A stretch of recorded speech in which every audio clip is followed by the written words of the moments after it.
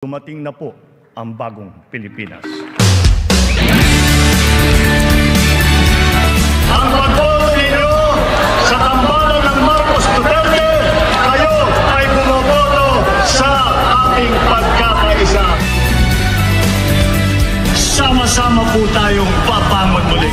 Unang hakbang napakaganda, kaya puso namin namangha dahil sa mga pangako niya para sa ating bansa.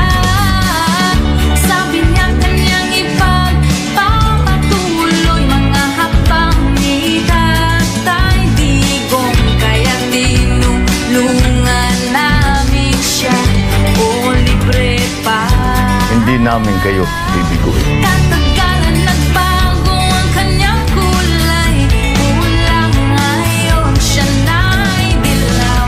Oh my God, what's going on right now? Sinungaling pala. Oh, nabudol kami sa'yo. Oh, nabudol kami sa'yo.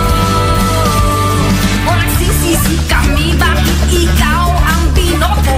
Ito pala ang gagawin mo sa amin dito na naawa sa'yo, tumulong sa'yo, sumuporta sa'yo. In office from 2022, the president of this country has taken so many foreign trips, a play on his name is Ferdinand Magellan Jr. Let's go over to Avi Gupta. What are the Philippines? That is correct. Ferdinand Marcos Jr. Kaya ngayon di na kami paloko sa mga politiko manloloko. Sobra na pang-aabuso nyo sa mga Pilipino. Tama na pang-gagamit nyo sa mga boto naming Pilipino. Nagsasawa na kami sa inyo, mga politiko. Dahil bigla lang kayong umiiba, mula ngayon puti na. Oh my God, President, what is your message to China? sinungaling pala. Oh,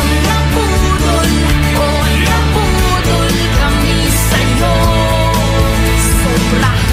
Hindi kami titigil. We will use all resources of government. Bakit hindi? He is a fugitive. O nagsisisi kami, bakit ikaw ang binoto?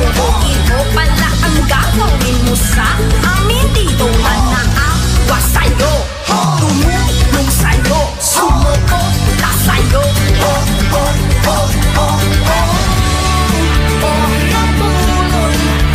Nabudol kami sa'yo. My God. Oh, nabudol kami sa'yo. Magsisisi kami, bakit ikaw ang binoto? Ito pala ang gagawin mo sa amin dito na naawa sa'yo, tumulong sa'yo, sumuporta sa'yo. Bagong Pilipinas, mahal ang bigas. We keep drugs. Palapit na tayo sa aking pangarap na mag 20 pesos. Ang nasa pesos ng bukas panisod mo. Bagong Pilipinas, sapal ng mukha. Nabudol kami sa'yo. Itaas ang mga kamay sa mga nabudol. Yung mga pinapangako niya, wala rin nangyari. Lalong naghihirap yung mga tao eh. Kung saan sila nakakarating. Sarap ng buhay nila. Kaya Pilipino, wala nating iboto ang mga sinungaling at mga abusado. Tayo na mag-kaisa para sa ating bansa. Tayo na.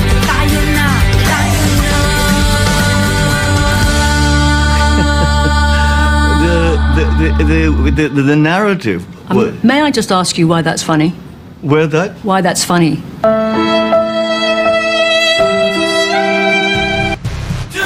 Si Bongbong Marcos, bangag noon. Ngayong presidente na, bangag natin ang presidente. May drug addict tayo na presidente.